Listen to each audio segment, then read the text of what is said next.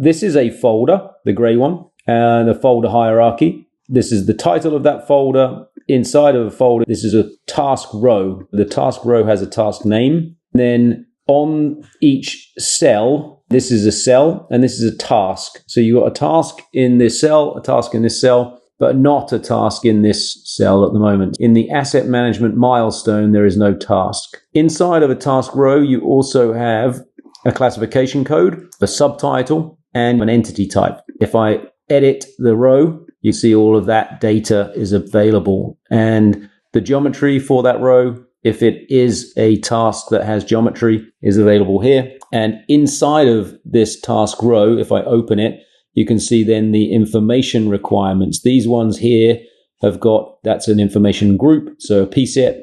This is the information title. And then these are the rules that are associated with that. So the verification rule and the values that are allowed and the units. And then if I was to, in the preferences up here in the view preferences, I can also turn on other parts of the data. So you've got field row visibility, which is at the moment showing just the information requirements. These are the information requirements here. If I turn those off and maybe turn on checklists, you can see that these now are showing the checklist items.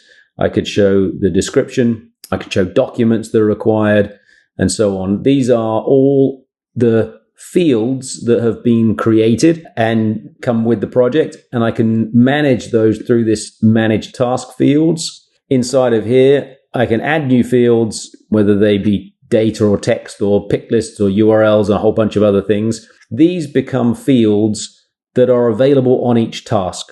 So a task here, I open it up and I can see that we have a checklist and these are all the checklist items. These are the information requirements that we have. And then if I show that, you can see these are the checklist items. And at the moment we have not the information requirements turned on. So now you can see how we are changing these in the grid and showing or hiding certain parts of this so that we can see that information. Information requirements are managed at the project level at the bottom here.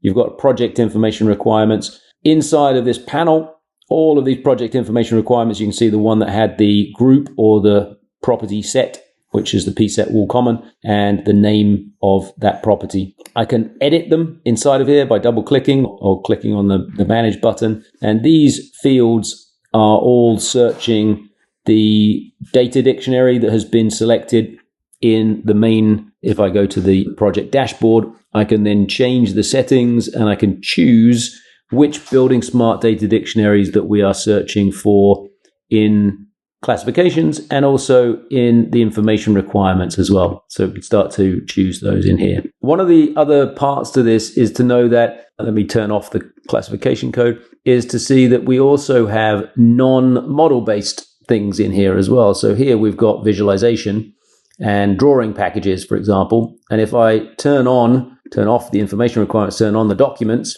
now you can start to see that we're not just looking for modeled elements, but we're looking for a drawing package. And at this milestone, this team is requiring this set of drawings.